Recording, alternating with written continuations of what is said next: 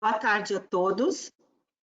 Meu nome é Flávia Goldfinger, eu sou diretora executiva do ILSE Brasil e vamos dar início, então, ao webinar Covid-19, porque a pandemia... Gente, um minuto, por favor, que deu problema aqui no meu... Aqui. Desculpa, deu um pequeno problema técnico. Então, por que a pandemia contemporânea é diferente e quais pressões ela traz para a alimentação e a ciência?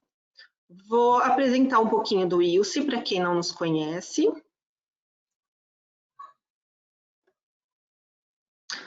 Aqui, então, o meu nome. Então, o que é o ILSE? O International Life Science Institute é uma rede global de cientistas, tanto do setor público quanto do privado, que trabalham em conjunto em um ambiente neutro sobre os mais elevados princípios de integridade científica para gerar, analisar e comunicar a ciência necessária para melhorar a saúde pública e o bem-estar, bem como a proteção do meio ambiente. É uma organização mundial sem fins lucrativos e de integração entre academia, indústria e governo. E esses são os países onde estamos presentes. Como trabalhamos? Então, nós identificamos em conjunto os desafios regionais em temas associados à ciência da vida. Nós unimos as capacidades técnico-científicas da indústria, do governo e da academia, e nós favorecemos o impacto positivo na saúde pública e no meio ambiente. O ILSE tem também um comprometimento com os Objetivos de Desenvolvimento Sustentáveis da ONU, onde todas as nossas atividades devem estar baseadas em um desses objetivos.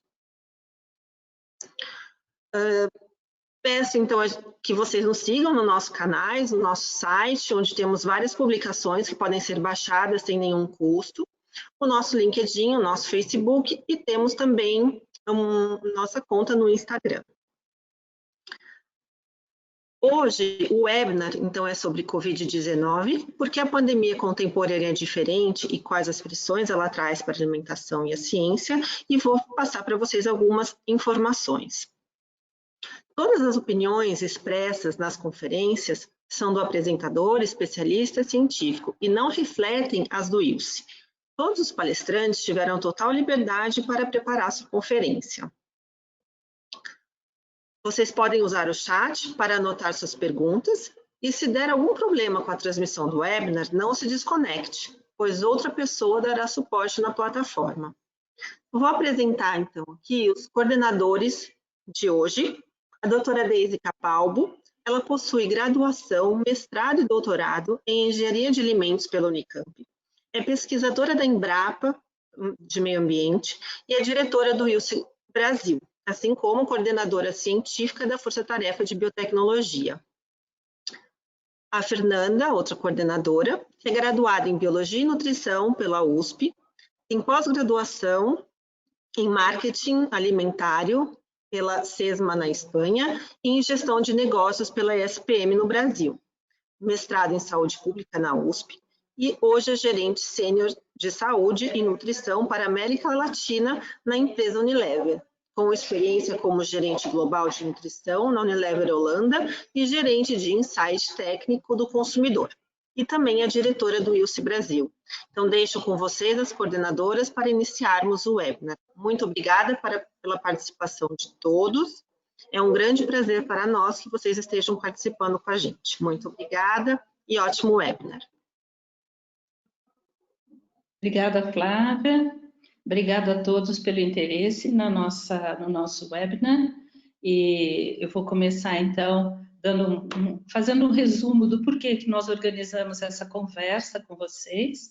Na verdade, a gente tem observado, né, nesses últimos pouco mais de 3 meses, aliás, desde o final do ano passado, a gente vê no mundo a preocupação em evitar ou curar, né, a questão da Covid e como que se faz para obter isso. Então, mais do que nunca, é preciso conhecer o que é o agente para poder aprender e tentar detectá-lo e depois, então, obter a cura para esse problema. E é nisso que a ciência mais pode atuar, né? Ela vem para dar uma resposta a isso. Esse é o foco da nossa conversa, é a ciência em resposta a questão da Covid, né? Os termos como distanciamento social, PCR, processo enzimático, monitoramento, mitigação, são palavras que entraram no nosso vocabulário, o vocabulário do dia a dia, do não cientista, do público leigo, que era uma coisa que ninguém ainda conhecia e agora é algo corriqueiro, né? E, para isso, a gente precisa escutar a ciência para poder entender e poder trabalhar em cima desse ambiente. E como que a ciência está agindo nesse cenário? A gente achou que era um momento muito importante para trazer alguns especialistas para conversarem conosco, tá? Então, por isso nós trouxemos para essa roda de conversa, que a gente espera que seja bastante efetiva e bastante tranquila, né, numa conversa, um bate-papo, trouxemos a doutora Natália Pasternak, que vocês estão vendo, bióloga, com doutorado e pós-doutorado em microbiologia, pesquisadora do Instituto de Ciências Biomédicas da USP. Boa tarde, Natália. Também é presidente do Instituto Questão de Ciência. Trouxemos também a doutora Heloísa Guarita, nutricionista, médica em psicobiologia pela Unifesp, formada em marketing empresarial e tem diferentes especializações no London Business School e também é sócia fundadora e CEO do RG Nutri. E também trouxemos o Dr. Sérgio Bidlowski, desculpa se eu falei errado o seu sobrenome, é um sobrenome um pouquinho novo, né, diferente. Médico da Faculdade de Ciências Médicas da Santa Casa de São Paulo, doutor pela Unifesp, pós-doutorado nos Estados Unidos. Vocês estão vendo aí toda a lista, né, de assuntos que ele domina, professor associado de hematologia, hemoterapia e terapia celular da Faculdade de Medicina da USP, membro da Academia Nacional de Medicina e membro da Comissão Técnica Nacional de Biossegurança do Ministério de Ciência e Tecnologia. Então, nós temos aí um trio muito bacana para conversar com a gente, né? E trazer respostas. Eu vou continuar, então, a conversa. Fernanda, você vai servir também de interlocutora, só para a gente não usar muito tempo, porque a gente quer que sejam mais respostas que outra coisa, né? Eu vou passar, então, nós estamos uma lista de chat aqui, esperamos que vocês que estão participando se comuniquem com a gente, mandando suas questões pelo chat. Tem uma equipe por trás de nós que está organizando essas perguntas para facilitar, então vamos dar início, né, com a lista de questões que estão aparecendo aí. Obrigada pela dinâmica e participação de todos desde já. A primeira... Quer falar alguma coisa, Fernanda? Pode ficar à vontade. Não, e é só complementar e dar as boas-vindas a todo mundo e lembrar de escrever as perguntinhas pelo chat. Ah, tá bom. Eu fico sempre olhando o relógio, né? Bom, a primeira pergunta que a gente tem aqui está endereçada para a doutora Natália. Qual a diferença entre o novo coronavírus e os patógenos das pandemias que se viu anteriormente?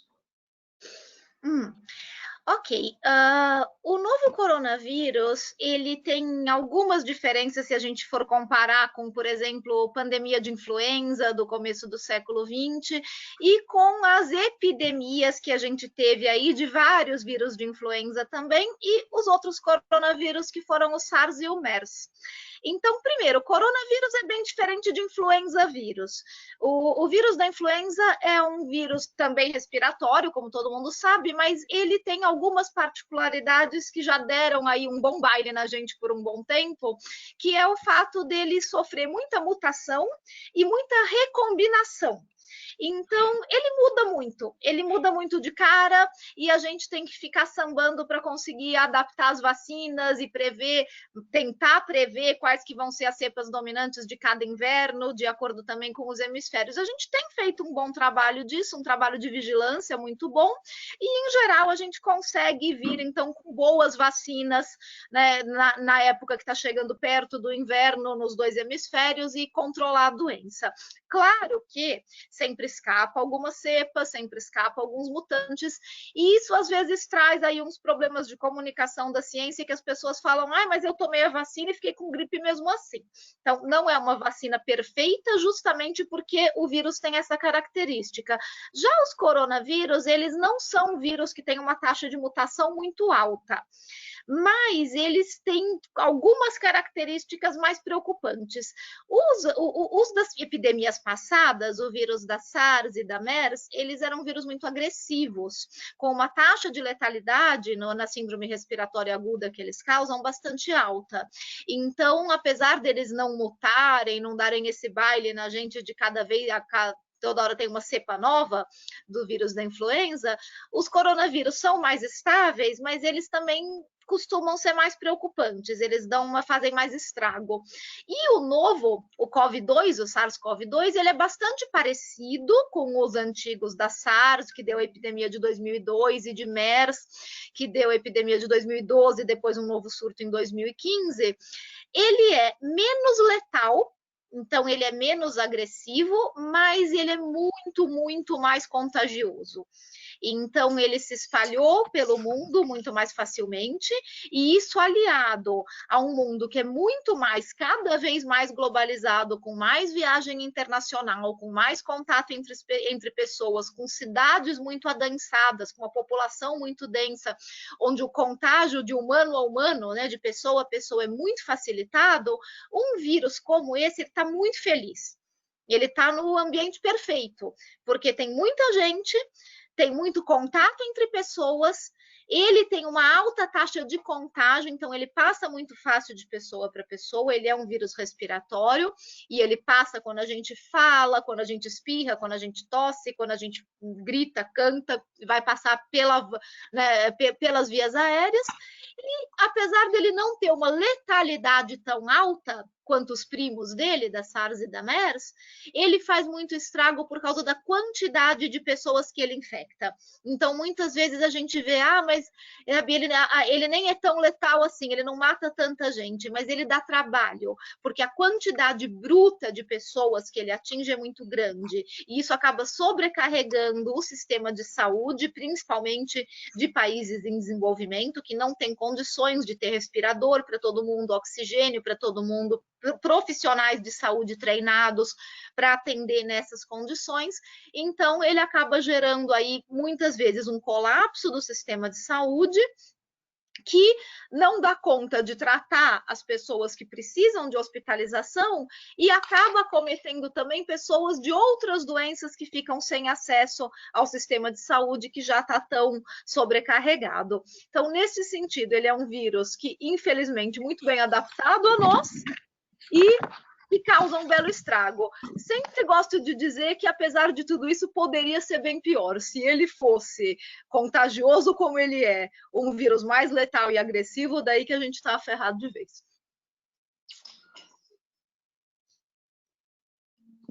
Muito obrigada, doutora Natália, pela explicação.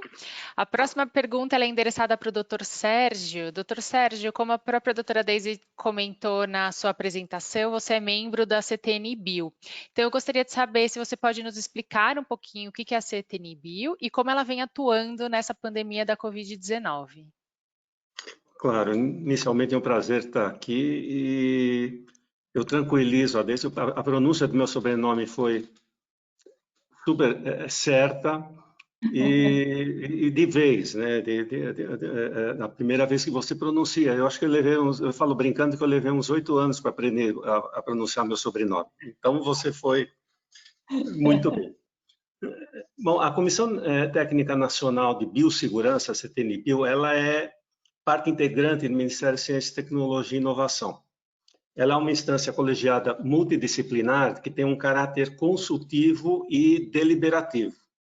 E a finalidade, afinal, é prestar apoio técnico e de assessoramento ao governo federal, em termos de formulação, atualização, implementação de política nacional de biossegurança no que se refere a organismos geneticamente modificados, que a gente costuma abreviar de OGM, e os seus derivados.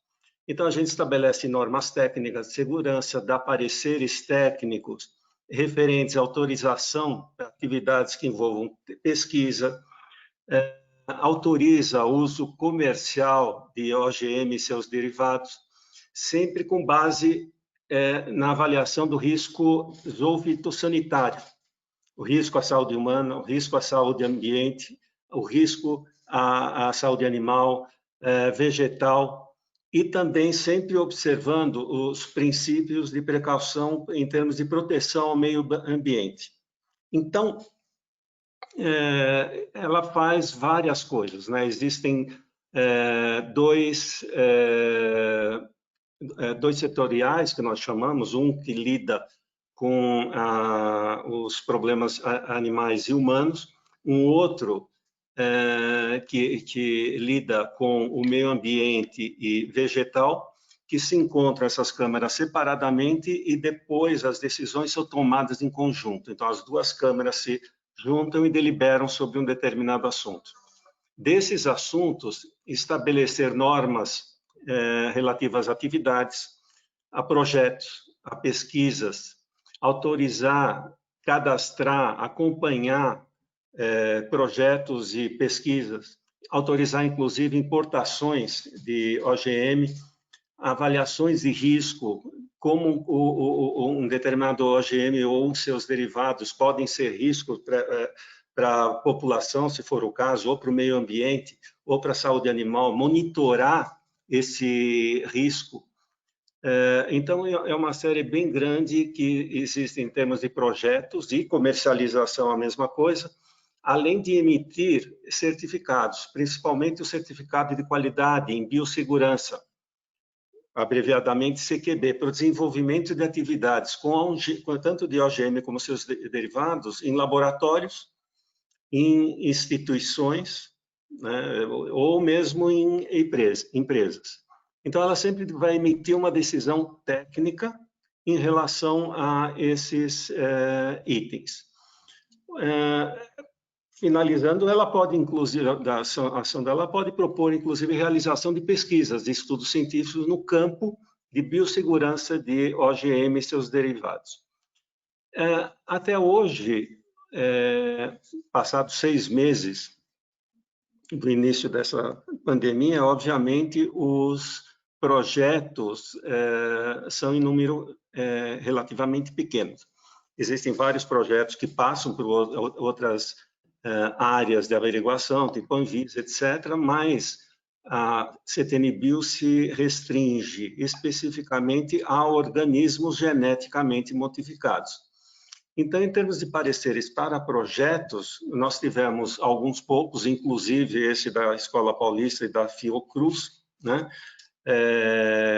que trata de um estudo controlado de fase 3 para determinar a segurança, eficácia e homogeneicidade dessa vacina, chamada abreviadamente de vacina de Oxford, né? Existe também um outro projeto, portanto, até agora vieram 2 projetos para ser analisados. Esse outro projeto pretende fazer uma vacina bivalente para prevenção de Covid-19 e de gripe sazonal. Além desses projetos, nós também lidamos com extensões de CQB. Algumas entidades estão pedindo uma extensão de CQB, ou seja, ir a outro patamar do certificado de qualidade de biossegurança para poder lidar com o novo coronavírus. E temos também pedidos para análise de diagnóstico, né? Tanto diagnóstico dispositivo simples para diagnóstico rápido e de baixo custo desse novo coronavírus, e um outro que lida com um kit diagnóstico para o corona também. Basicamente isso que nós estamos nos envolvendo. Muito bem, obrigado, doutor Sérgio, pelo esclarecimento. Temos aqui uma outra pergunta, que é para a doutora Heloísa. O que mudou na autopercepção dos consumidores em relação à alimentação nessa situação da Covid-19? Queria agradecer primeiro, né, o convite do Ilse, prazer sempre estar nesse mundo do Ilse, né, a gente gosta muito e sempre trazendo atualização e tantas coisas que a gente participa, então obrigada pelo convite. A gente tem visto uma grande, assim, a gente está em vários momentos, né, o momento inicial, depois um momento que foi mais comprido do que todo mundo imaginava, e agora parece que existe um pequeno movimento de volta, né? Mas o que aconteceu nesse período foi que existe realmente uma autopercepção ruim em relação à alimentação. Um movimento natural de você comer em casa, cozinhar mais, provavelmente não, trouxe as pessoas um pouco mais para casa, e a gente achou que isso talvez traria naturalmente as pessoas a comer com um pouco mais de qualidade, né? Mas não foi exatamente isso que a gente viu. A gente viu que essa percepção ao longo do tempo de você estar mais inseguro com toda a questão de trabalho, com a questão do ambiente, com a questão da insegurança, isso também teve um impacto importante na alimentação. Então, a alimentação ao longo do tempo, a gente fez um estudo na RG Nutri com amplitude meio Brasil mesmo, e a gente pôde ver ao longo de 4 semanas pesquisando, avaliando o comportamento do consumidor, que o consumidor, por a sua insegurança e a sua rotina um pouco diferente, começou a ficar com uma sensação ruim em relação à alimentação, mesmo que por alguma razão ele não estivesse comendo tão mal assim, né? Então a gente perguntava, como está sua mudança em relação à alimentação? Mudou muito. E como está a sua percepção em relação à saudabilidade? Não está boa, né? Então essa mudança importante que teve no hábito, na rotina, na segurança do dia a dia, levou realmente, né, que é uma insegurança em relação a toda essa possibilidade de doença, a incerteza de que tudo isso vai trazer, ele teve um impacto importante na rotina e teve um impacto importante não só na saúde por si só, né, porque também teve uma necessidade de buscar alimentos que melhorassem a imunidade, mas na percepção ruim. Então, o que a gente viu nas últimas semanas também foi um crescimento de busca por uma qualidade, em busca de um bem-estar. Então, um pouquinho mais das aulas de yoga, voltar à atividade física, o exercício físico aumentou nas últimas semanas, no sentido de buscar, né, alguma coisa que me desse bem-estar, além só de escutar músicas, ver lives, usar mais plataformas que antes eu não utilizava. Então, o que a gente, né, a gente falou, nossa, o que é esse mood geral, né? Acho que o Covid ele teve um impacto importante nessa sensação relacionada a tudo, e na alimentação não foi diferente. Então, independentemente da qualidade do que estava comendo, essa relação com o alimento e a relação de você estar o tempo inteiro vulnerável também impactou na alimentação. E acho que a variável tempo, né? O tempo que foi se alongando.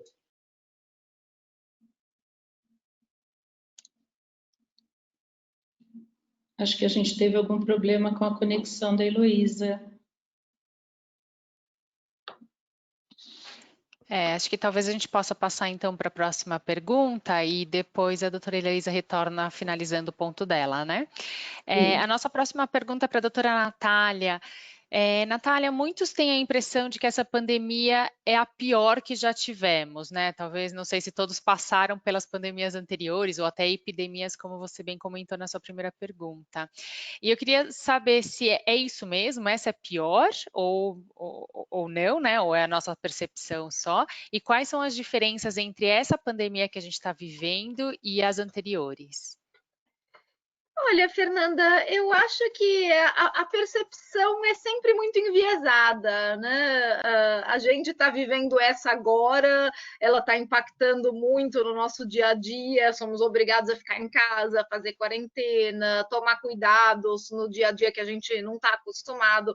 Qualquer ida ao mercado, que era uma coisa simples, vou lá, escolho, compro, já não, tem que pôr máscara, tem que passar álcool gel, tem que higienizar o carrinho, né? Tudo ficou mais complicado nessas coisas do dia a dia, então eu acho que a nossa impressão vai ser enviesada. Essa é a mesma coisa que aquela impressão nostálgica, né, que a gente tem dos mais velhos, ainda na minha época era muito melhor, né? Então eu tenho a impressão que com a pandemia a gente vai dizer a minha pandemia foi a pior, porque sempre a que nos afeta, das outras a gente só ouviu falar.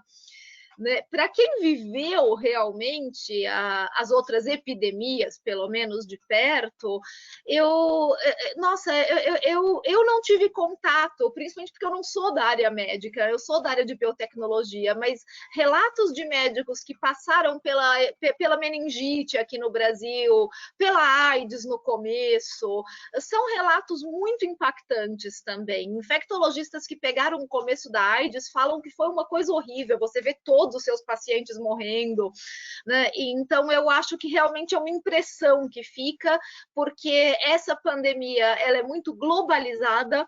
Então, e a gente vive num mundo onde a informação também é muito globalizada, então a gente está vendo tudo acontecer em tempo real.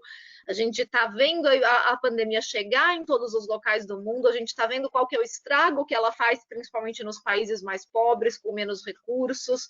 A gente está vendo no Brasil o estrago que a falta de informação e a falta de políticas baseadas em ciência também fazem e como que isso está repercutindo na sociedade. Então, eu acho que fica uma impressão muito ruim da falta de controle que a gente sente, principalmente aqui no Brasil. E o fato de que realmente é um vírus muito contagioso, o estrago que ele está fazendo em número de mortes e o sofrimento que ele traz, porque se é uma doença que deixa a pessoa, quem precisa de internação, geralmente tem uma internação longa, uma internação sofrida, com oxigênio, com ventilação, a pessoa tem que ser sedada. Então, eu acho que tudo isso contribui para que a gente tenha uma impressão bastante enviesada disso, mas não tirando a gravidade está aí, mas que eu acho que a gente fica emocionalmente mais abalado com tudo isso. Se a gente pensar no estrago que as epidemias anteriores fizeram, elas também tiveram uma capacidade de estrago bem grande, e talvez não tenha chegado tão perto de tanta gente ao mesmo tempo. Eu acho que você resumiu bem aí muita coisa que todos nós estamos sentindo e vendo. A gente tem uma outra pergunta aqui, eu vou endereçar ao Dr. Sérgio, porque fala um pouco de biotecnologia e inovação.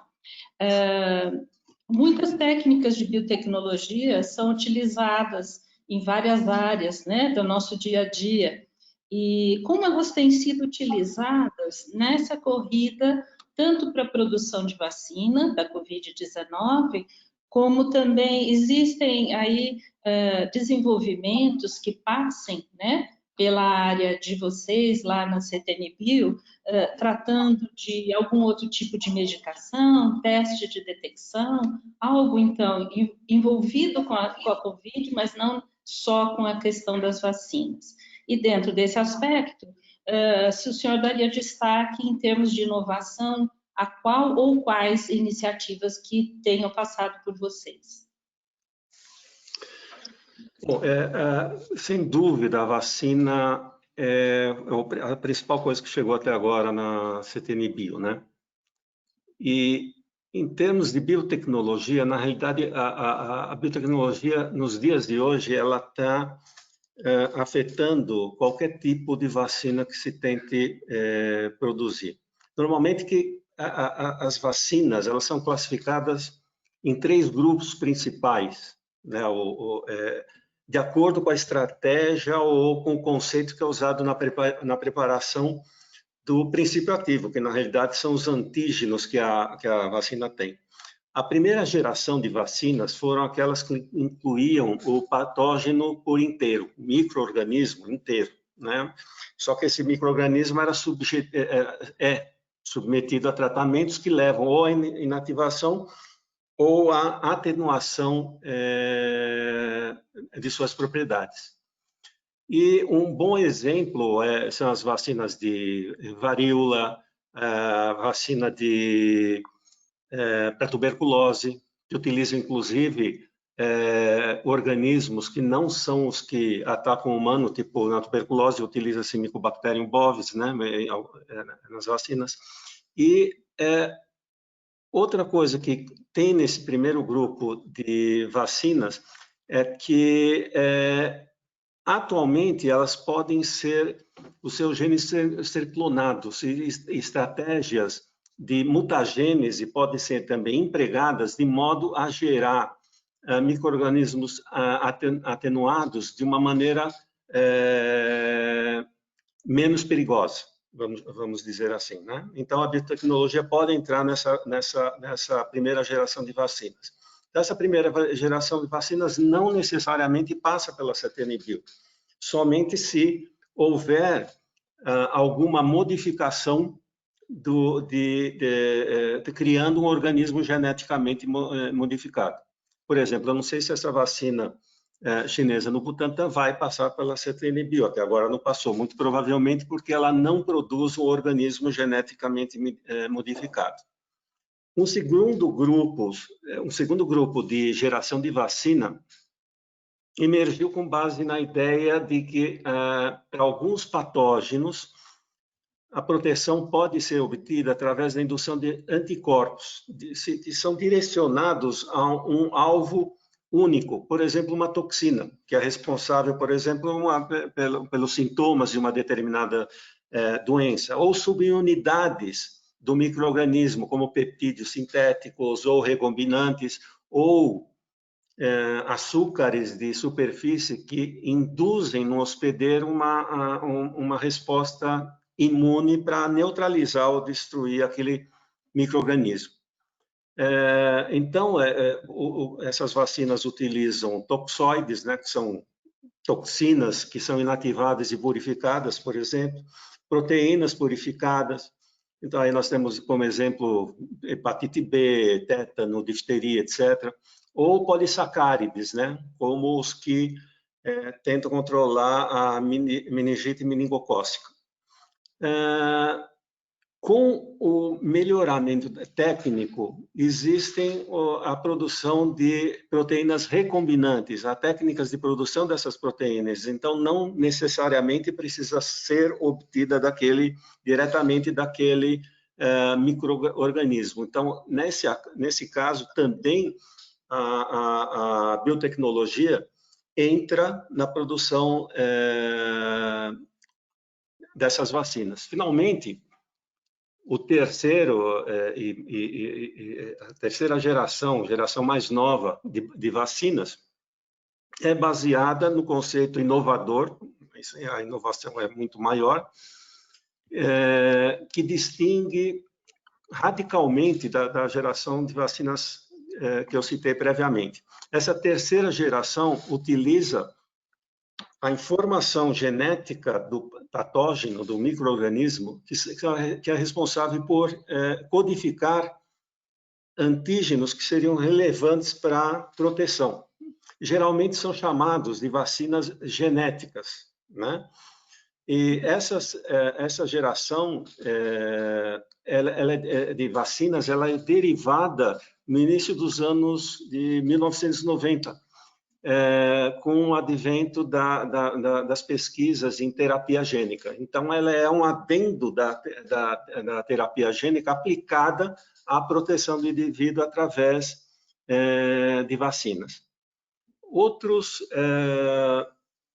utilização da biotecnologia, pelo menos em termos de CTN-Bio, ainda não chegou até nós, né? A não ser consulta, como eu me referi anteriormente, para se fazer determinados kits diagnósticos ou outros procedimentos facilitando também o diagnóstico. Então, basicamente, isso que chegou até CTN-Bio, como referi. basicamente dessas vacinas de terceira geração, como é o caso da vacina de Oxford. Legal, bacana, doutor Sérgio. Então, agora a gente volta com a Elo. Doutora Heloísa, a gente perdeu um pouquinho da sua fala no final, mas a gente já tem uma outra pergunta. Então, eu vou fazer a nova pergunta e aí qualquer coisa você complementa a sua anterior já explicando esta, tá? A pergunta é: quais as principais mudanças nos hábitos de consumo do consumidor neste período de isolamento? Eu acho que a gente tem, só complementando, acho que eu estava falando só essa busca pelo bem-estar, né? O crescimento que teve também, talvez por essa autopercepção de não tão, uma saudabilidade não tão boa, existe uma busca hoje já por algumas coisas como atividade física, meditações, yoga, enfim, outras coisas que tragam, mesmo dentro de casa, algum bem-estar.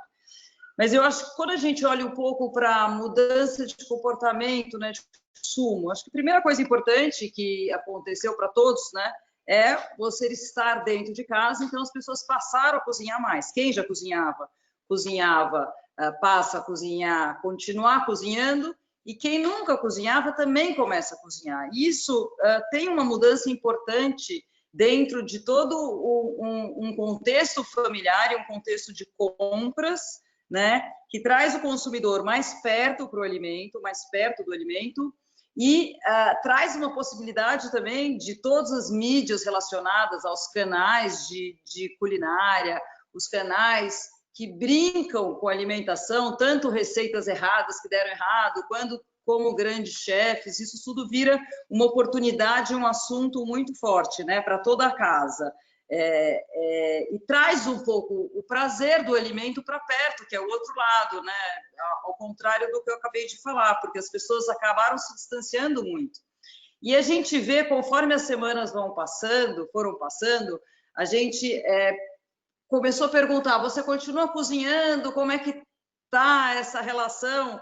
E a gente viu que ao longo do tempo as pessoas começaram a comprar um pouquinho mais fora, os alimentos já prontos. Então, aumentou muito os deliveries, né? E o que a gente viu, que tem um mercado hoje acontecendo, que são toda uma parte de alimentação que não existia, que é o delivery de uma padaria pequenininha, de uma loja de conveniência, de um indivíduo que não fazia os grandes deliveries como iFood, Uber, enfim, que já existiam, são os deliveries menores. Então, começa a existir um outro tipo de sistema de alimentação se formando, além dos clássicos, né, que a gente não via antes. Então, isso é interessante, porque começa a nascer o novo normal, que a gente está chamando, com algumas outras possibilidades, né? Fora isso, tem uma coisa importante que aconteceu durante esse processo, que é o aumento de alguns alimentos. Então, a gente...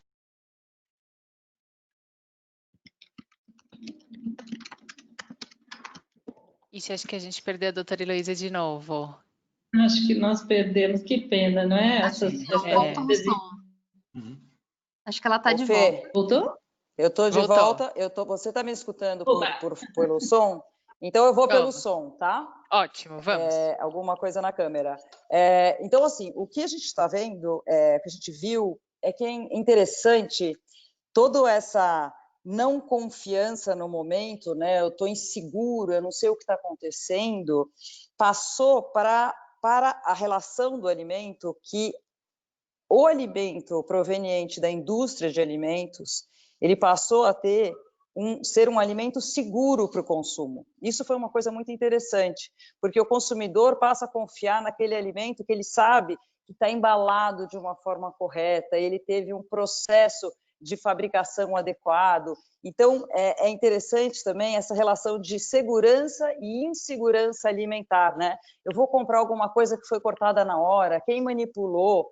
Então, mudou um pouco também essa relação do alimento, né? Da relação que eu tenho com o que eu compro, o que eu consumo, e como o alimento que já vem embalado e que eu conheço aquela marca, mudou também essa relação, gerando uma relação de mais confiança ainda, que isso foi uma coisa interessante que a gente viu, né?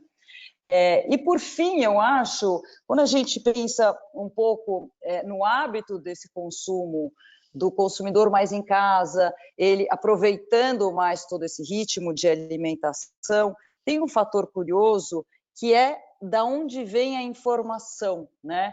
A informação passa a ser alguma coisa muito valiosa, né? A gente está com grandes pesquisadores aqui e a gente reparou que a informação vindo de meios não confiáveis caiu, né? Bastante essa confiança e começa a aumentar, na verdade, a confiança da informação vinda de meios mais confiáveis, como profissionais qualificados, especialistas, que conseguem manter um nível de informação seguro e que eu acredito, que eu confio. E eu acho que isso é muito bom para todo o nosso setor aí, né? A gente voltar a voz para quem tem a informação de qualidade, para quem consegue manter a informação segura, né, para o consumidor. Então, acho que isso foi um valor assim que vai continuar por um grande período. Tomara que a gente cada vez mais tenha essa voz, né? Que é uma voz da segurança, a voz de quem sabe, de quem entende, e que o consumidor ele esteja atento a tudo isso. São aspectos do nosso dia a dia, né? Para cada um de nós. Interessantíssimo. Exato. Obrigada pela resposta. Desculpe, fazer uma observação. Pode fazer. Em relação à Natália, o que ela foi falando me veio uma série de lembranças que eu não tinha percebido, né? Ou seja, mais ou menos no sentido de a pior pandemia é a última, né? E eu me lembrei quando fui interno, em 75, 74, teve a epidemia de bronquite, que ao contrário da de hoje, ninguém sabia, os militares escondiam que ia haver a epidemia, não havia preparo suficiente, foi uma coisa terrível, era uma coisa impressionante. Vinha criançada ou adultos, etc., a gente não tinha nem tempo de lavar a mão, não tinha luva, a gente passava em álcool iodado e já ia funcionar o camarada para fazer o diagnóstico. E me veio isso. E uma outra coisa também, que é uma coisa mais de casa, com essa pandemia, outro dia estava falando com a minha esposa sobre a avó dela, que era libanesa, e que tinha, ninguém entendia, ela tinha tudo tinha que ser extremamente limpo. Ela pegava na maçaneta da porta com papel, e lavava a mão o tempo todo, etc. E a gente estava se perguntando, deve ter sido que a infância dela ela passou pela gripe de 18. Então, essa deve ser a origem, era compulsivo o cuidado que ela tinha com higiene. Desculpe, só uma observação de memórias. Não, muito pertinente, eu acho que complementa aquilo que está passando na cabeça de todos nós, né? Nós estamos vivendo isso no dia a dia, sentindo e lembrando, né? O que vem para o futuro e o que se passou. Eu vou aproveitar. Não, eu ia só aproveitar também o comentário do Dr. Sérgio e colocar uma outra pergunta. Então isso quer dizer que virá uma outra pandemia também. Essa não vai ser a última. E se sim, né, que é o que imagino pela fala de vocês, estaremos mais preparados? Para mim essa. Acho que para qualquer um de vocês que tem interesse em responder. Então, vamos lá, né? Nossa, adorei as histórias, Sérgio. E uma coisa que eu fico me perguntando, já respondo sobre a próxima pandemia, mas principalmente porque eu trabalhei a vida inteira com bactérias e sempre tem esse mito, né, de que bactérias, o pessoal só conhece as patogênicas, não conhece as boas, né, as que a gente precisa. E uma das coisas que a gente precisa é ter contato com micro-organismos na infância, até para conseguir desenvolver um sistema imune saudável. E eu fiquei pensando se essa pandemia não vai deixar algum tipo de sequela do pessoal ficar tão obcecado por higiene, de não deixar mais as crianças brincarem, rolarem na terra, ter bicho de estimação, porque isso também vai ser muito prejudicial. E a gente vai ter que encontrar um equilíbrio aí entre, né, o medo que a gente tem de vírus emergentes e a vitamina S, né, que os pediatras falam que é necessária, né, o S de sujeira, mesmo que é necessário para um bom desenvolvimento da criança. E daí a gente chega, então, né, será que teremos uma nova pandemia? Não, teremos, com certeza.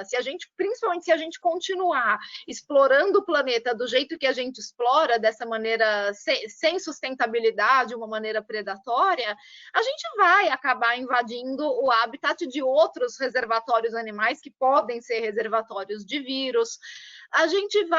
Se a gente continuar esquentando o planeta do jeito que a gente está esquentando, a gente vai, com certeza, proliferar espécies de mosquitos que também podem ser vetores de micro-organismos. Se a gente continuar usando antibióticos indiscriminadamente na criação de animais como a gente usa, a gente favorece a seleção de bactérias multiresistentes que pandemia elas nunca causaram, mas podem causar um estrago, né? E se a gente tiver azar, vai que tem uma que realmente causa uma grande epidemia. Então, tudo isso a gente precisa monitorar. A gente precisa investir em serviços de vigilância sanitária, vigilância epidemiológica, e a gente precisa investir em tecnologias versáteis para diagnóstico e tratamento e vacinas. Então, essas vacinas genéticas que o Sérgio explicou, elas têm a vantagem de serem vacinas muito versáteis e facilmente trocando uma sequência genética, você já tem uma plataforma pronta para um novo vírus ou para uma mutação desse mesmo vírus. Então, o nosso investimento precisa ser direcionado para esse tipo de tecnologia, que é o que vai nos deixar mais preparado para ter uma resposta rápida numa próxima vez. Testes diagnósticos que sejam mais rápidos e que possam ser feitos no point of care, né, no local, e que não tenham... Porque o RT-PCR que a gente está usando agora para fazer diagnóstico, não é que ele é um teste demorado em si. Em 4 horas você corre um RT-PCR. O problema é a coleta, a preparação, o transporte do material até o laboratório. Isso tudo vai atrasando e vai gerando aquela fila, né? Que de repente a gente sabe, para um exame que poderia ficar pronto em algumas horas, demora dias. Então, a gente precisa investir também em tecnologias mais versáteis para ter testes diagnósticos rápidos, para que a gente possa instaurar justamente os programas de vigilância sanitária, de rastreamento. E isso tudo precisa ser um investimento muito consciente. Não pode ser um investimento de emergência, não dá para fazer isso na hora. Isso é um investimento de 10 anos. Se a gente for investir agora, começar agora, usando, por exemplo, CRISPR-Cas13, que é uma enzima que corta RNA, para fazer diagnóstico de vírus de RNA, como tem algumas empresas já fazendo, a Sherlock e a Detector, são 2 pequenas empresas americanas que estão investindo nessa tecnologia para desenvolver testes diagnósticos rápidos. Isso vai ficar pronto daqui a uns 10 anos, não vai ficar pronto agora. Então, se a gente não se preparar agora, não adianta a gente esperar chegar a próxima e falar, oba, agora todo mundo dá dinheiro para pesquisa para a gente fazer teste diagnóstico. Isso precisa ser um planejamento de longo prazo, coisa que, infelizmente, no Brasil, principalmente, a gente não costuma fazer, né?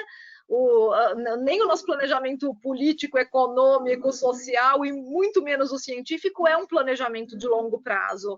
E isso acho que está na hora de começar a mudar, que a pandemia sirva pelo menos para conscientizar os nossos governantes, os nossos parlamentares e nós mesmos, como cidadãos, que a gente precisa exigir isso, que a gente precisa, né, pressionar para que o investimento seja direcionado para uma tecnologia sustentável, uma tecnologia de resposta.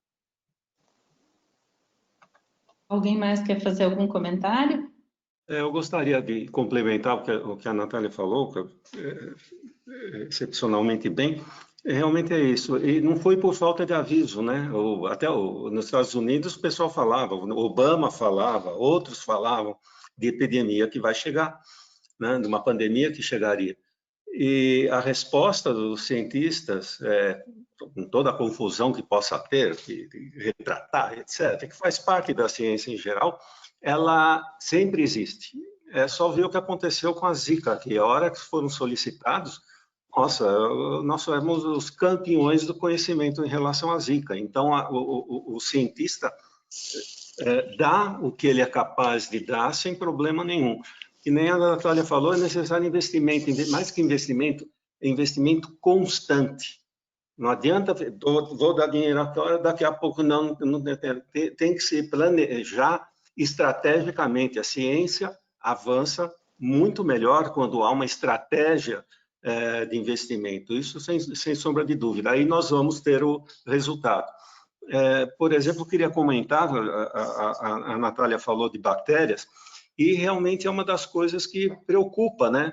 A Ana que foi Prêmio Nobel de Medicina, uma cientista israelense, a especialidade dela é justamente a resistência bacteriana, ela estuda mitocôndrias, etc., e ela não se cansa de falar que nós vamos atravessar uma epidemia porque não temos desenvolvimento suficiente de antibióticos, as bactérias estão adquirindo resistência e não vai ser de uma outra hora que o antibiótico vai chegar na prateleira.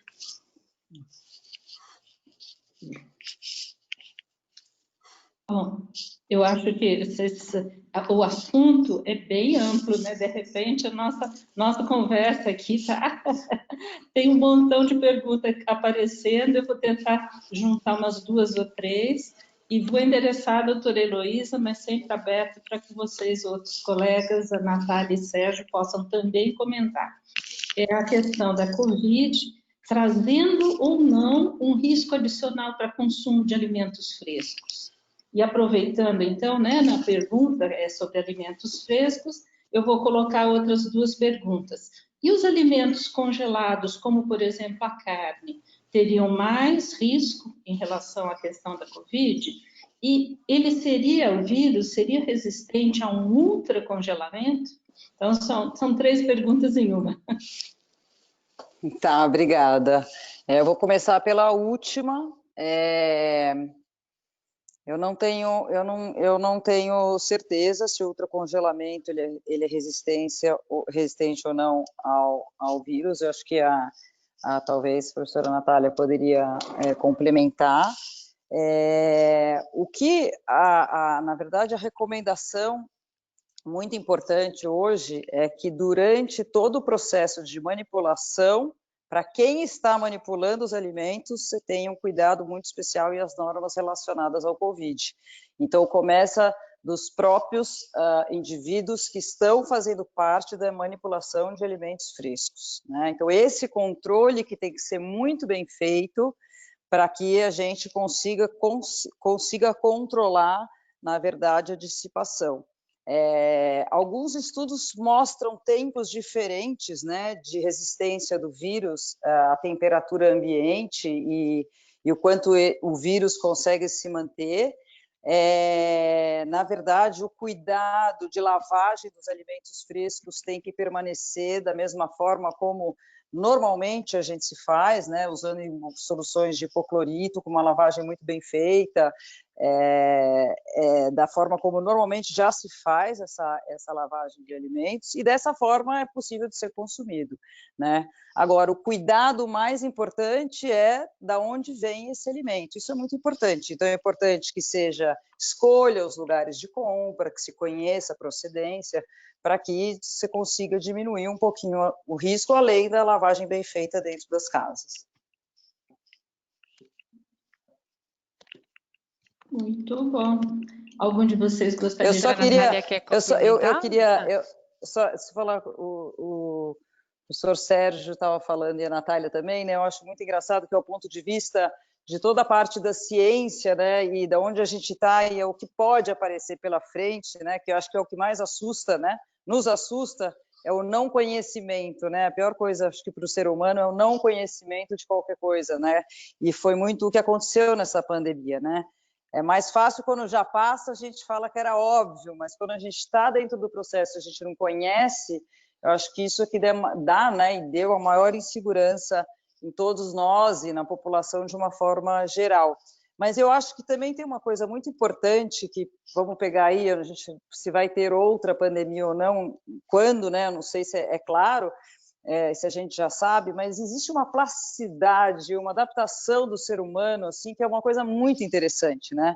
E a gente, né, olhando toda essa mudança rápida de comportamentos, o home office, as coisas continuarem funcionando, mas de uma outra forma, isso eu acho que também é uma coisa tão interessante, o que o quão rápido, né, o ser humano é capaz de se adaptar a uma mudança. Eu só queria trazer isso porque independente, né, do que a gente terá pela frente, o que teve nesse momento, quem viveu, teve uma adaptação tão importante e que eu acho que é inesquecível, né, na vivência de cada um de nós.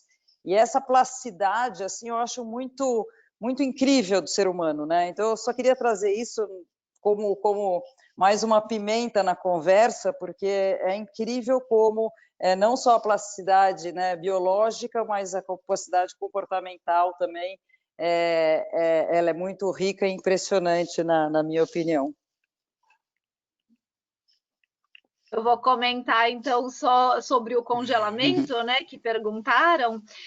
Eu não sei se o COVID-2 foi testado para temperaturas muito baixas, né? O que a gente pode ter certeza sobre ele, e eu não sei mesmo, tá? Talvez ele tenha sido testado e eu que não sei, eu não estou dizendo que não foi, né? Eu realmente não fui buscar essa informação em lugar nenhum.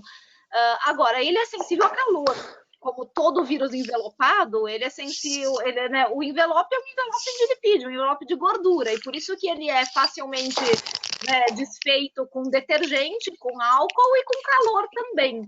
Então, no manuseio dos alimentos, a doutora Heloísa falou super bem, por exemplo, o cuidado de quem vai lidar com a carne é quem prepara a carne, é no frigorífico que aquela carne pode estar contaminada, mas não quando você vai se alimentar com a carne já cozida, já preparada. Isso daí não tem perigo nenhum.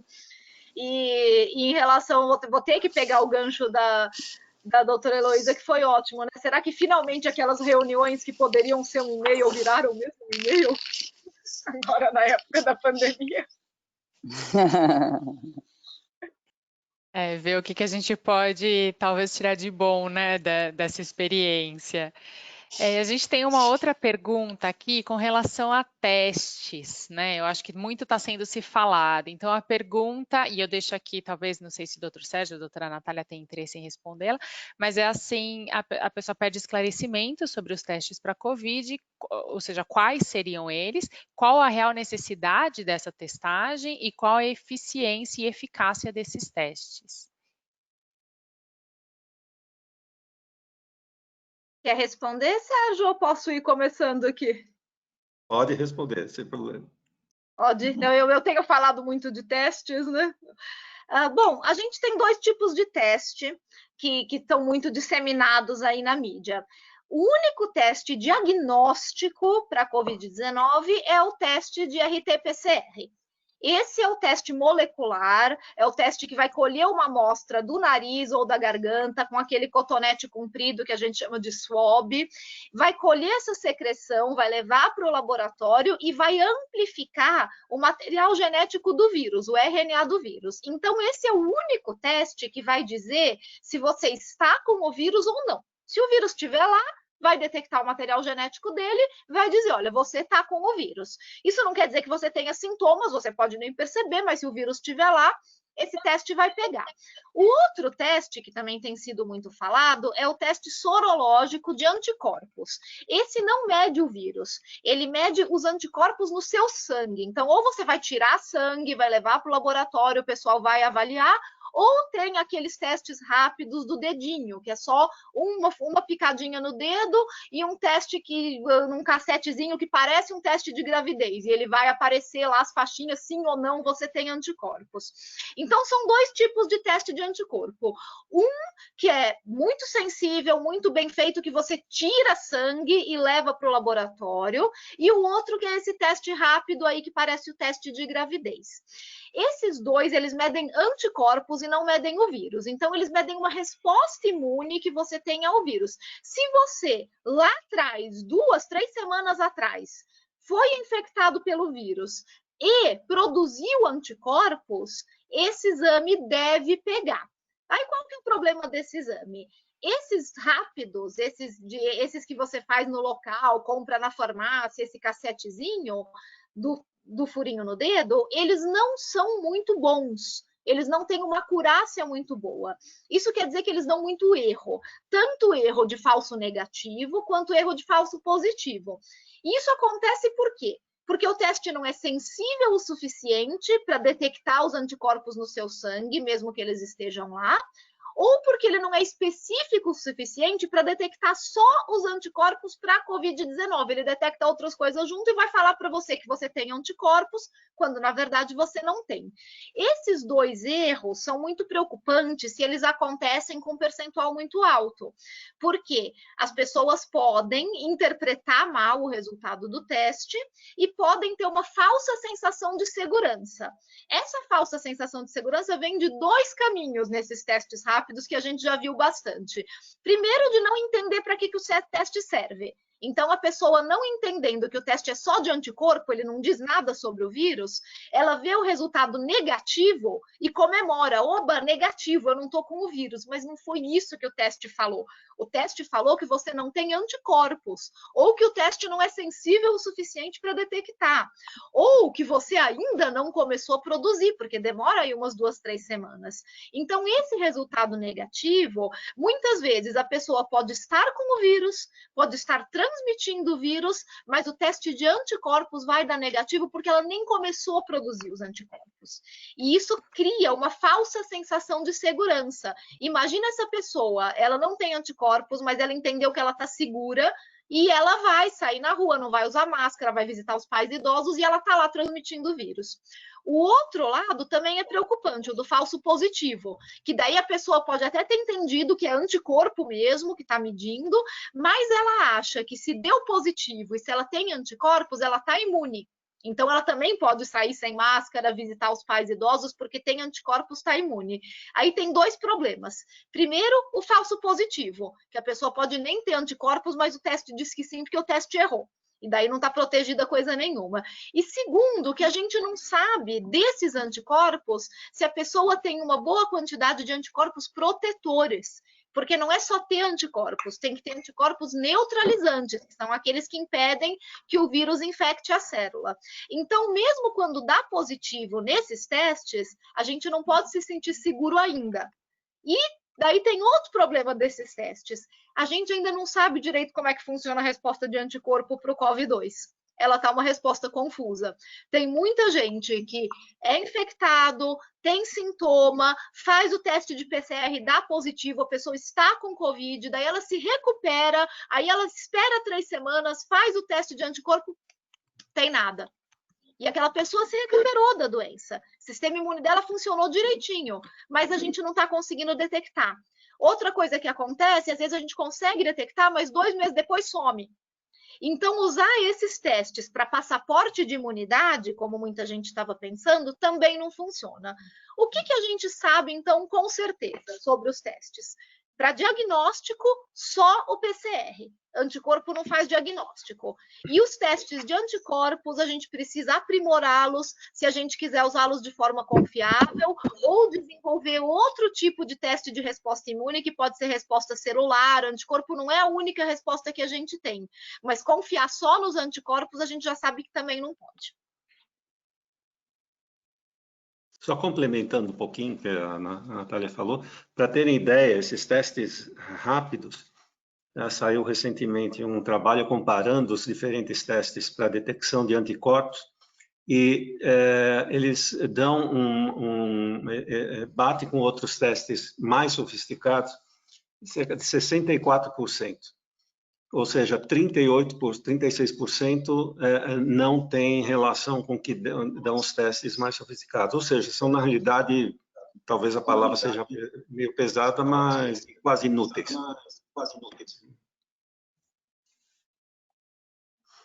Nossa, temos muito assunto.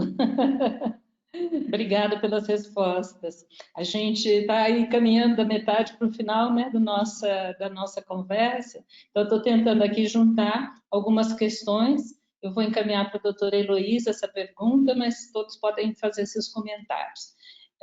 Doutora Heloísa, como você percebe a relação dos pacientes quanto à noção de fome e saciedade, realização de dietas restritivas, e também a questão da busca pelo emagrecimento durante a pandemia?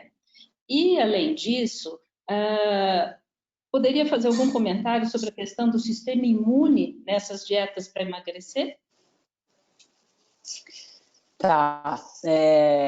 Eu acho que tem então, são alguns fatores, né? Acho que tem um fator importante que é o fator ansiedade, né? Que gerou isso tudo, né? Quando a gente fala dessa sensação de insegurança, é uma relação muito direta relacionada com bem-estar físico e emocional. A insegurança, ela é em relação à saúde, a insegurança é uma insegurança em relação à parte financeira, né? Se eu vou continuar no meu emprego, não vou continuar, como que as coisas se organizam, como eu vou continuar em relação à minha casa, meus filhos, enfim. Então, essa sensação gerou muita relação com a alimentação em relação à ansiedade. Eu acho que teve um momento inicial onde foi eu me permito, né? Eu me permito porque estamos passando por tudo isso, no sentido de eu poder comer mais e ainda não estar muito preocupado em relação à saúde de forma geral. Paralelamente a isso, teve essa relação com a imunidade, sim, onde as pessoas buscaram aumentar a vitamina C, depois teve a relação de Covid com vitamina D, então teve um aumentozinho de vitamina D também no consumo e na preocupação com vitamina D, mas as pessoas se resguardaram também a entender que a qualidade da alimentação poderia melhorar a imunidade, né? Quando a gente pega as dietas de restrição, então, assim, de uma forma geral, as pessoas ficaram mais ansiosas, mais sedentárias, por não terem tantos espaços, né, onde gastar energia, fazer exercício e se movimentar de forma geral. E as pessoas passaram a ter um pouco de aumento de peso, né? Ou essa relação ruim com a alimentação, como eu falei no começo. E aí a gente vê que já existe um movimento agora da busca, né, pelo volta para casa. Então, daqui a pouco eu tenho que reaparecer, daqui a pouco eu vou voltar, daqui a pouco eu não vou ficar mais em casa, só comer o moletom, né? E a gente está vendo que as pessoas estão buscando agora essas dietas de volta para emagrecer também em relação ao Covid. E tem que prestar muita atenção mesmo, porque as dietas de grande restrição calórica, a gente sabe que existe sim uma resposta não boa ao sistema imunológico, né? Então, além do estresse emocional, também, se eu colocar um estresse físico, onde eu tenho uma baixa ingestão de calorias, tanto de carboidrato quanto de proteínas, responsáveis pela formação do sistema imunológico e de resistência, se eu tiver uma ingestão mais baixa, naturalmente eu posso ter uma queda de resistência imunológica, né? Principalmente que as pessoas começam a comer menos e fazer mais exercício na mesma hora.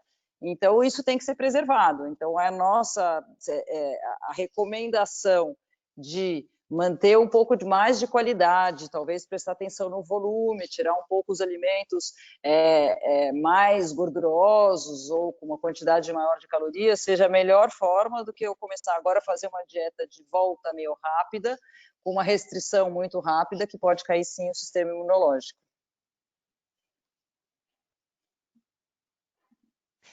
Bacana. Não sei se eu respondi as três, Deise, desculpe.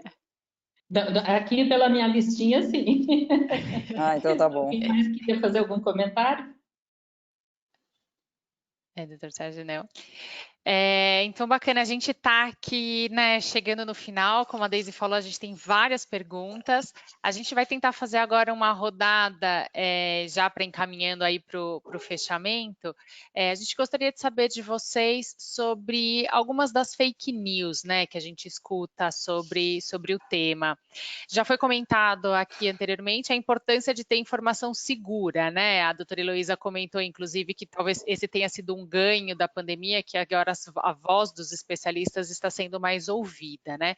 Então, já que a gente tem essa necessidade aí de saber o que é real e evitar a propagação de fake news, eu queria perguntar primeiro para o doutor Sérgio se tem alguma fake news na sua área, na área de biotecnologia, que esteja por aí, né, e que seja importante ser comentada para evitar que seja espalhada informação incorreta.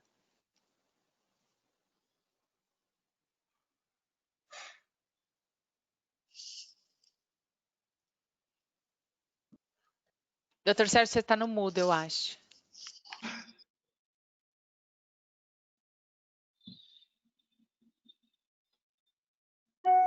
Não, a gente não está discutindo. Ah, ok. Então, fake news é uma coisa terrível quando se coloca em termos de ciência e em termos de saúde, né? Sei lá, a ciência avança a passos. A gente pode... eu vou daqui sair, pegar aqui um avião e vou para Manaus. Então, uma coisa é pegar um supersônico para ir para Manaus, que eu chego rapidamente, é o que a fake news faz, né? E outra coisa é eu sair parar no Rio de Janeiro, troca os passageiros, para em Recife, etc. Essa é a ciência. Ou seja, ela vai interagindo com as novidades que vão acontecendo e sem dúvida, ela é mais lenta. Então, a fake news, a velocidade dela é muito grande.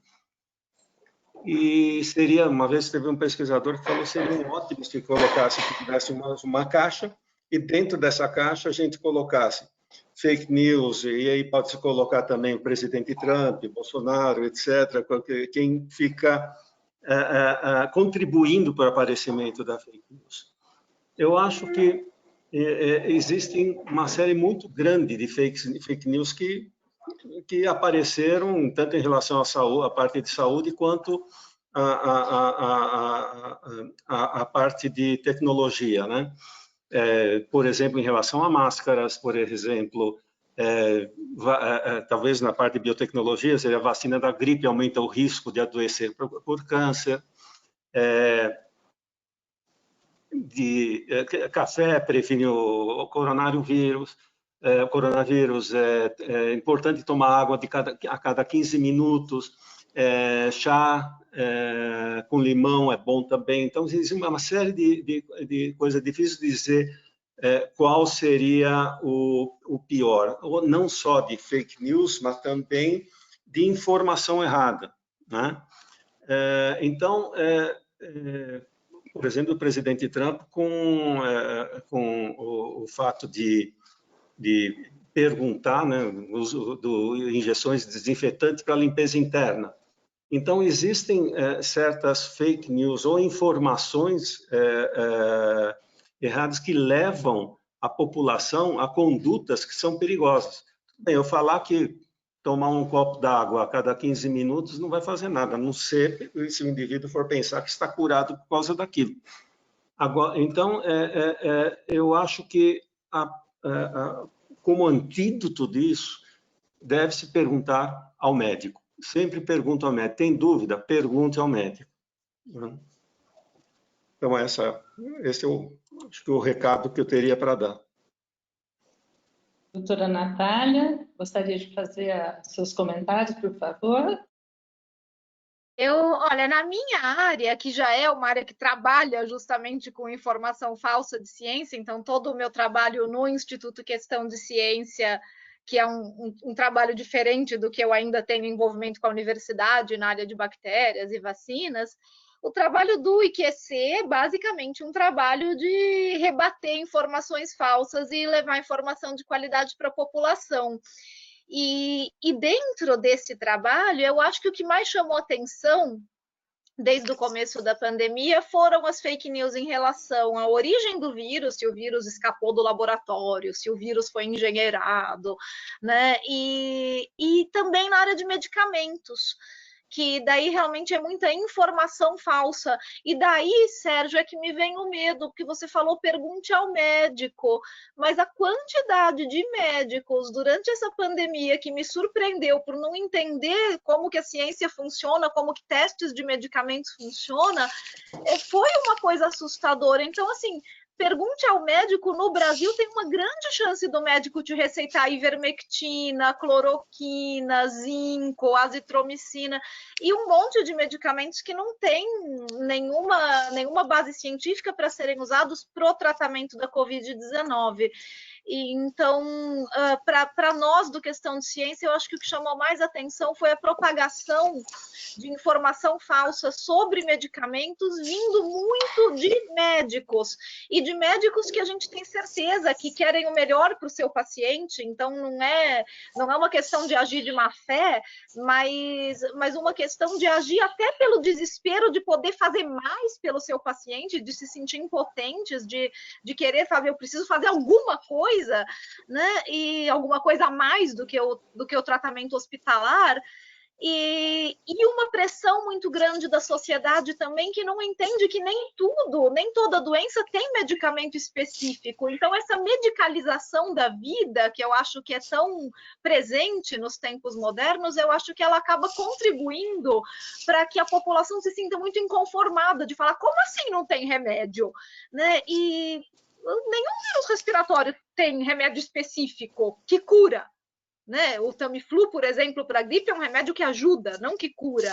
Né? E eu acho que essa dificuldade da comunicação com a sociedade, com a classe médica, de como se testa um medicamento, de como é o processo científico, ela ficou muito mais evidente agora durante a pandemia.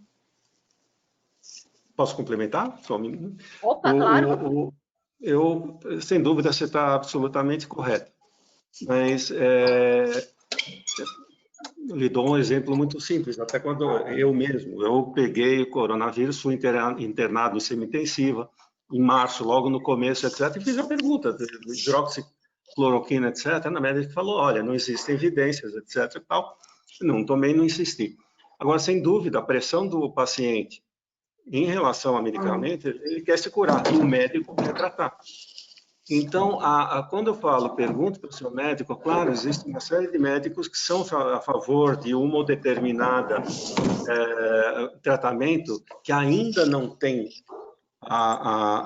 o suporte científico, mas embasado em uma outra parte da medicina, que nem falar o acadêmico Messias, da Academia Nacional de Medicina, que é embasada na arte. A sua experiência, mesmo que não seja, não tenha um aval científico, teve um aval de observação. E quando eu falo também para perguntar ao médico, é que mesmo que esse médico tenha essa determinada conduta, tá, de receitar algo que ainda a ciência não avalizou, existe a grande vantagem que ele vai estar sendo tratado. Então, qualquer coisa que ocorra, pode haver uma intervenção. Ao contrário, se ele toma sozinho, aí que é o perigo. Então, nesse sentido que eu falo, procure, pergunte ao seu médico. Bacana. Então, acho que também agora a gente traz a voz do nutricionista, né? Então, doutora Heloísa, queria saber se na área de nutrição tem alguma fake news importante que seria interessante discutir. E também teve uma pergunta de nutricionistas aqui que disseram que vão voltar a consulta em consultório. Então, saber se tem algum cuidado especial nesse momento.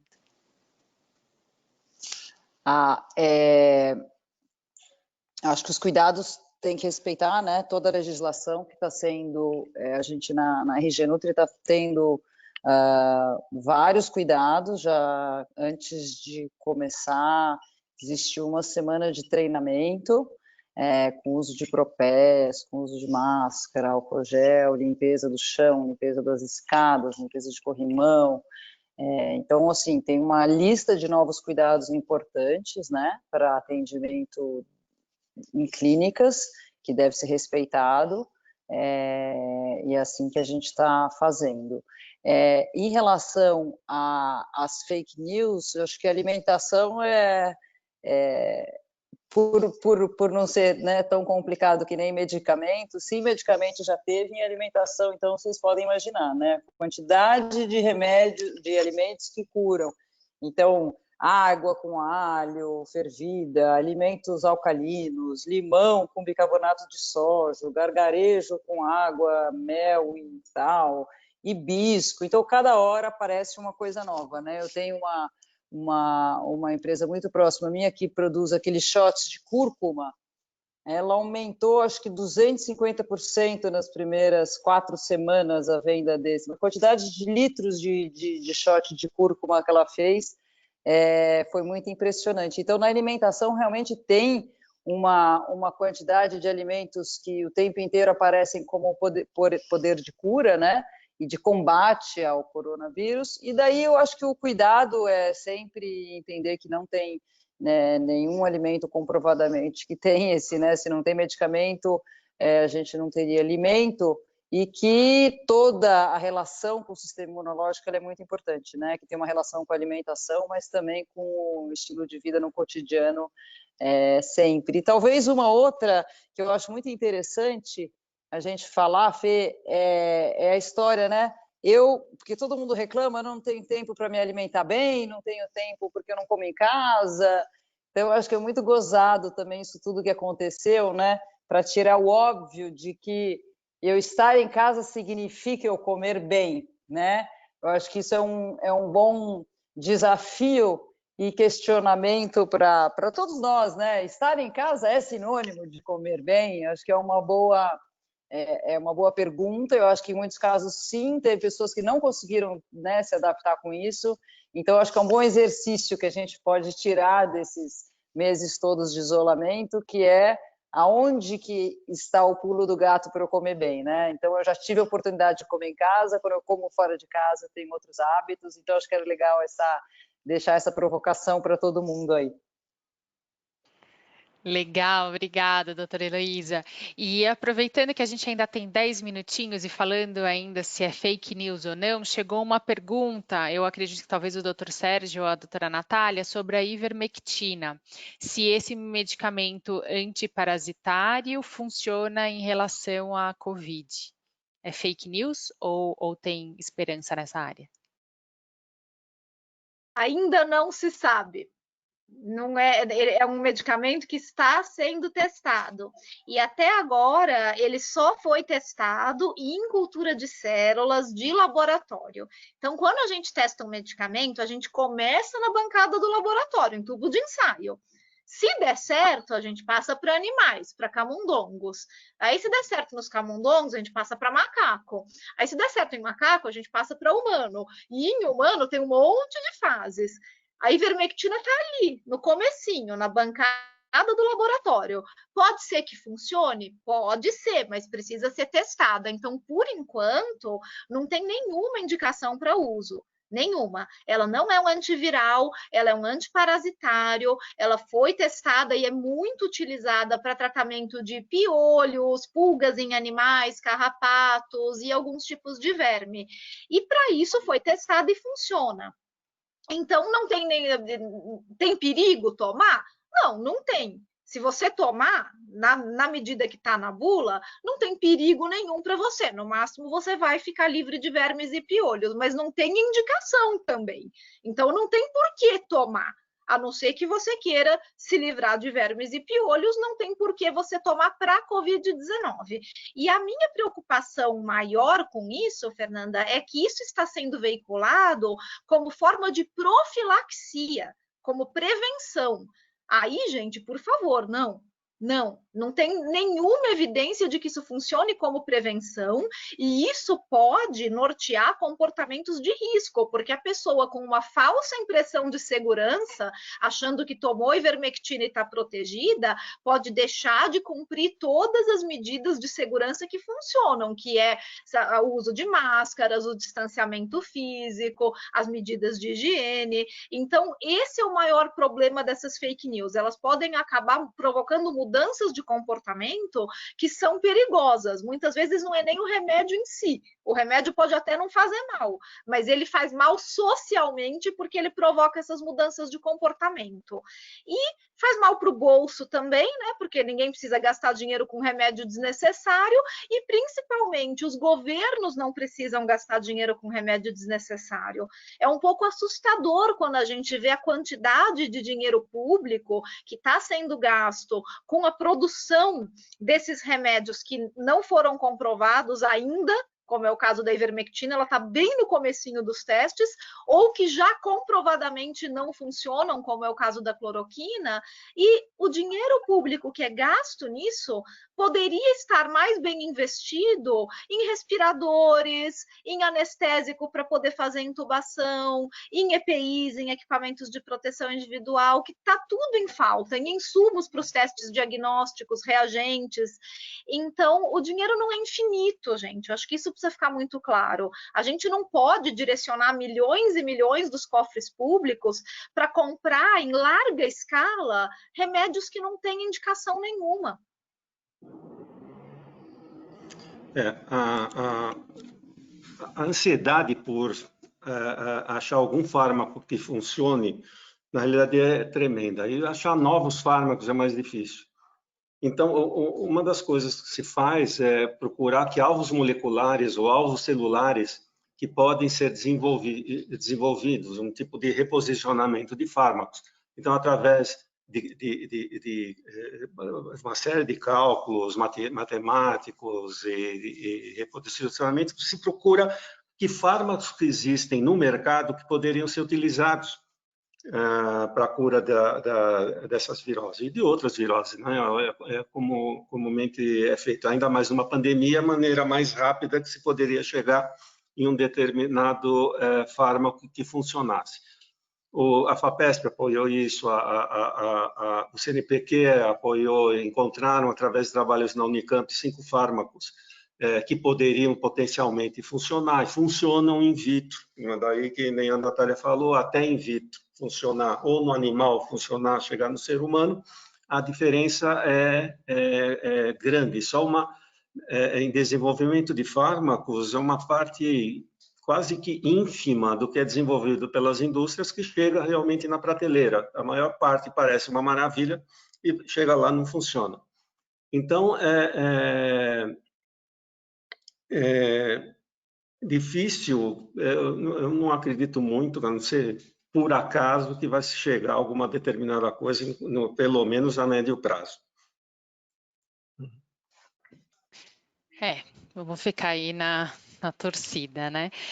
A gente tem Todos uns minutinhos... Nos minutinhos finais, eu recebi aqui mais uma pergunta para saber se é verdade ou não. Vou pedir só que a resposta seja breve. Ela é assim: é verdade que os alimentos industrializados podem diminuir a resistência e a saúde e assim deixar maior o risco para a Covid? Para ser breve? Isso. Você quer falar, Natália? Se eu for falar breve, eu vou falar não. Manda não, na verdade... tá bom.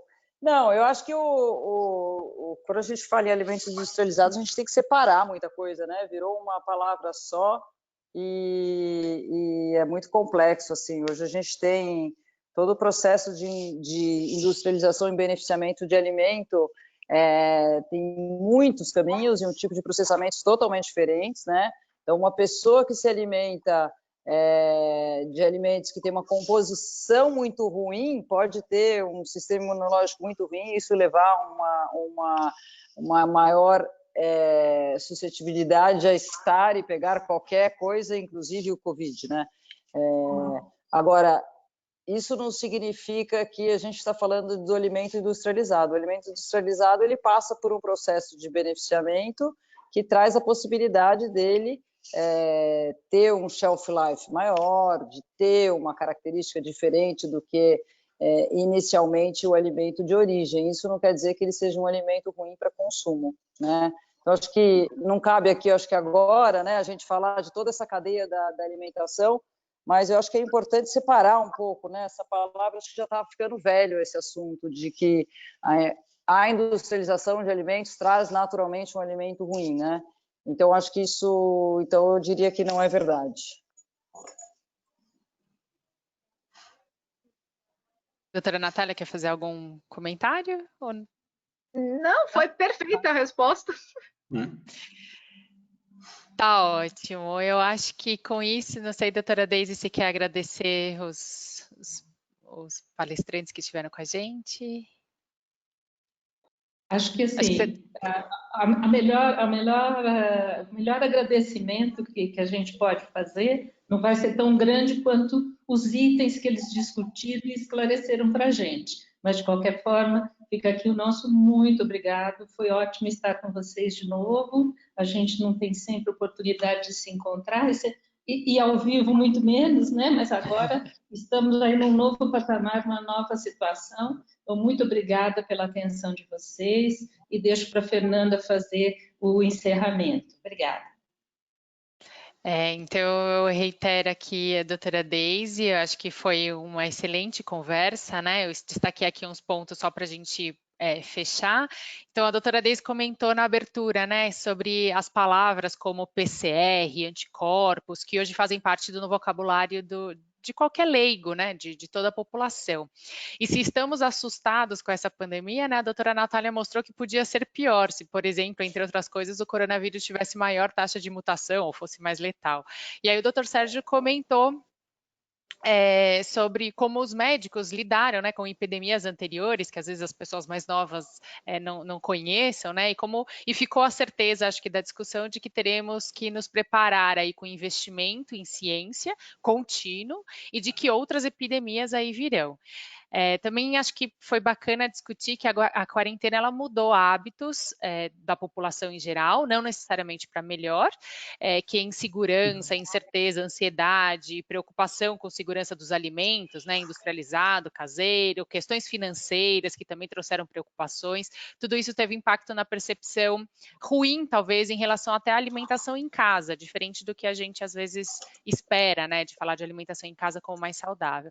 Mas que aí a doutora Heloísa também trouxe que, passados esses 3 primeiros meses, né, de distanciamento, parece que as pessoas estão começando a se conectar um pouco mais com o bem-estar físico, mental e também até com a cozinha. A gente falou também de tipos de testes para detectar o vírus, anticorpos, de seus benefícios, mas também das suas limitações. E eu acho que a única certeza que temos neste momento, né, é que a ciência é a melhor chave para as respostas. E a voz dos profissionais da área é a melhor chance que a gente tem no combate dessa pandemia, né? E é por isso que o Wilson promoveu o webinar de hoje, para dar voz a esses especialistas e trazer informação com base científica à população. Então, com isso, eu agradeço enormemente aos 3 panelistas aqui que trouxeram essas informações tão interessantes para a gente, e passo agora a palavra à Flávia. Obrigada, Fernanda. Bom, queria agradecer, em nome do IUS Brasil, a participação da doutora Natália, do doutor Sérgio, da doutora Heloísa, assim como também agradecer a Fernanda e a Deise pela excelente coordenação. Espero que tenhamos, durante o resto desse ano, ainda vários webinars e com certeza não vamos parar por aí, mesmo que tudo volte ao novo normal, vamos continuar com os nossos webinars. Muito obrigada a todos, espero que tenham gostado e um ótimo fim de tarde. Tchau, gente. Obrigada. Tchau, gente. Tchau, muito obrigada, muito obrigada. Tchau.